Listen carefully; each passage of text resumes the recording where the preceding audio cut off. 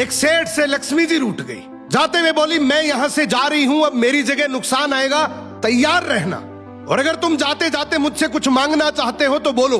सेठ बहुत समझदार था, बड़ी विनम्रता से बोला, माता नुकसान आ रहा है तो आने दीजिए, बस मुझे आप एक वरदान दीजिए कि मेरे परिवार में हमेशा सुख शांति बनी रहे।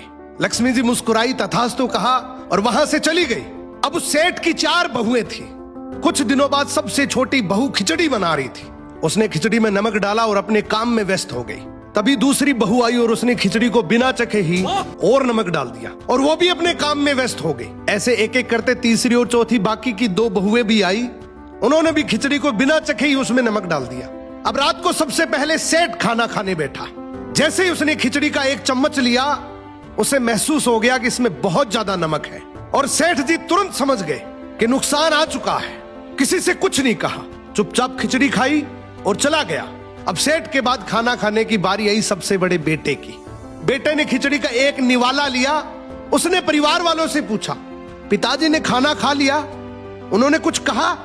तो बाकी सबने जवाब दिया, हाँ पिताजी ने तो खाना खा लिया, लेकिन किसी से कुछ नहीं कहा। तो बड़े बेटे ने भी चुपचाप खिचड़ी खाई और चला गया।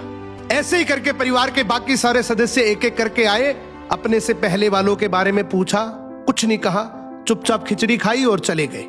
अब रात को सेठ जी सो रहे थे, सपने में नुकसान आया और हाथ जोड़कर बोला, भाई मैं यहां से जा रहा हूं, मैं यहां नहीं रह सकता।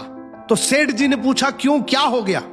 नुकसान बोला, तुम सबने मिलकर 1 किलो नमक खा लिया, पर मजाल है कोई किसी पर नहीं चिल्लाया, किसी ने गुस्सा नहीं किया, सब शांत रहे। अब जिस परिवार में इतनी सुख शांति हो, आपस में इतना प्यार हो, वहां पर मैं नहीं रह सकता।